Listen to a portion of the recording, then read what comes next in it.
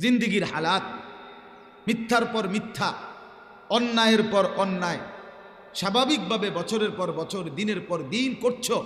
অনিয়ম, অশ্লীলতা, বেহায়াপনা, চুরি, ডাকাতি, মদ, জুয়া, জিনা, ব্যভিচার, সুদ, ঘুষ, অবৈধ উপার্জন, ছিনতাই, রাহাজানি, অপরের সম্পদ লুণ্ঠন, স্ত্রী বেপর্দা, সন্তানের বেপর্দা, নাচ গান, এটা একটার পর একটা চলতেছে প্রতিদিন এক তালে।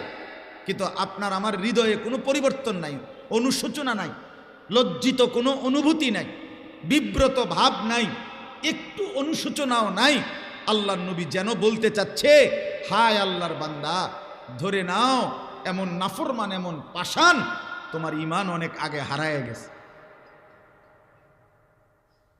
এক মুসলমান যার কলিজার মধ্যে ঈমানের শেষ অংশ আছে,